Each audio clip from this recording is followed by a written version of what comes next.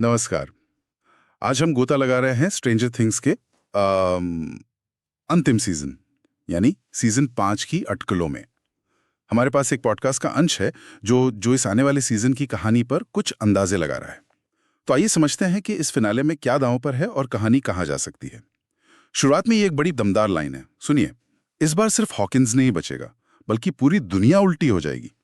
ये सुनकर ही लगता है कि मामला बहुत बड़ा हो गया है।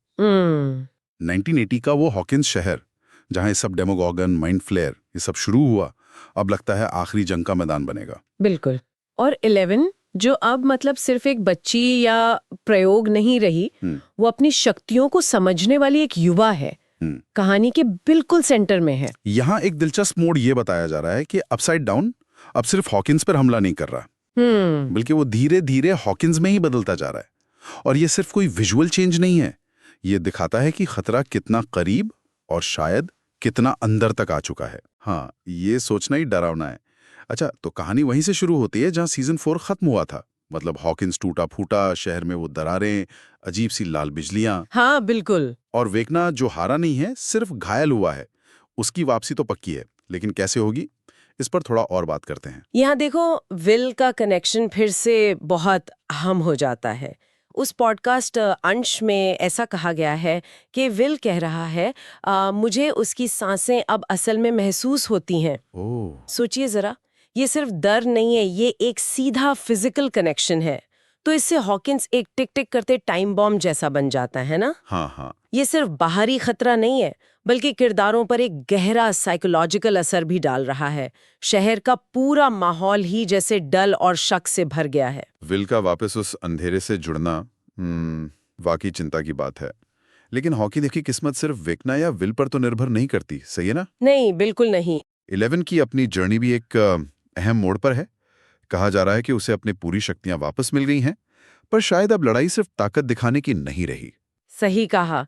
असल मुद्दा अब शायद शक्ति को कंट्रोल करना है और उसे इमोशंस के साथ बैलेंस करना है। उस अंश में माइक और 11 के बीच एक बहुत ही इमोशनल पल का जिक्र है। अच्छा? हाँ, माइक उससे कहता है कि उसे खुद को भी बचाना होगा, सिर्फ दुनिया को नहीं। और 11 का जवाब, अगर मैं नहीं बची तब भी मेरी दोस्ती जिंदा रहेगी, ये उसके अंदर आए बदलाव को दिखाता है।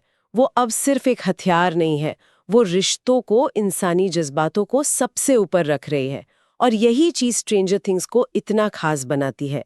इतनी सुपरनैचुरल पावर्स के बीच भी दिल तो इंसानी ही रहता है ना? हाँ, ये वाकई दिल छू लेने वाला अंदाजा है। दोस्ती तो हमेशा से इस शो की जान रही है। तो क्या यही दोस्ती उन्हें अंतिम लड़ाई में जीत दिलाएगी? और ये लड़ाई होगी कहाँ? अटकलें तो ये भी हैं कि जंग हॉकिंस की सड़कों पर नहीं होगी शायद। हाँ, एक रोमांचक अनुमान ये है कि फाइनल टकराव अपसाइड डाउन की गहराइयों में होगा। अपसाइड डाउन में? हाँ, और वहां वेकना का पूरा सच सामने आएगा। उसका बचपन, हेनरी क्रील से वेकना बनने की कहानी, उसका गुस्सा और शायद दुनिया को उलटने का उसका असली मकसद क्या है। ये सिर्फ एक मॉन्स्टर फाइट नहीं होगी, बल्कि उसके किरदार की परतें खुलेंगी। दिलचस्प। और हमारी team, Hawkins, Dustin, Lucas, Erica, Nancy, Robin, Steve, सब तैयार हैं। क्या वे सब कुछ दांव पर लगाने को तैयार होंगे? अटकलें तो यही है कि हर कोई बलिदान देने को तैयार होगा, लेकिन शायद सबसे बड़ा मोड़ 11 का लीडरशिप लेना है। उसका ये कहना, तुम सबने हमेशा मुझे बचाया, अब मैं तुम्हारी दुनिया को बचाऊंगी। ये जैसे उसके पूरे सफर का निचोड़ है। वो अब सिर्फ बचाव करने वाली नहीं, बल्कि प्रोटेक्टर बनने वाली है। ये पर्सनल बचाव बनाम सबका अस्तित्व इस लड़ाई को बहुत खूबसूरती से दिखाता है। क्या एक जान जरूरी है या पूरी दुनिया? ये सवाल शायद अंत तक बना रहेगा। तो कुल मिलाकर ये अटकलें हमें क्या बताती हैं?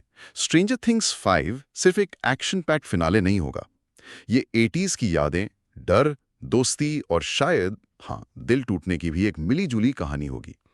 ऐसा लगता है कि दोस्ती ही उनका सबसे बड़ा हथियार साबित होगी और प्यार ही असली ताकत। और एक गहरा विचार जो इस पॉडकास्ट अंश से निकलता है, वो ये है कि अपसाइड डाउन शायद कोई बाहरी दुनिया ना होकर हमारे अपने अंदर का डर है, हमारी अपनी कमजोरियां, हमारा अंधेरा। वाह! हर किरदार अपने अंदर के अपसाइड डाउन से लड़ रहा है ना? 11 की कहानी हमें सिखाती है कि बाहरी राक्षसों से लड़ने के लिए पहले अपने अंदर के डर पर काबू पाना और खुद पर यकीन करना जरूरी है। ये हमें सोचने पर मजबूर करता है हम अपनी जिंदगी के अपसाइड डाउन से कैसे लड़ते हैं। हाँ, ये तो बहुत गहरी बात है। और अंत में एक और लाइन जो दिमाग में घूम रही है, this is not the end, it's the beginning of something stranger. कहानी शायद खत्म हो जाए, पर क्या वाकई सब कुछ नॉर्मल हो जाएगा या कुछ और अजीब हमारा इंतजार कर रहा है? ये सवाल हमें शो के खत्म होने के बाद भी सोचने पर मजबूर करेगा, है ना? बिल्कुल, सोचने के लिए बहुत कुछ है।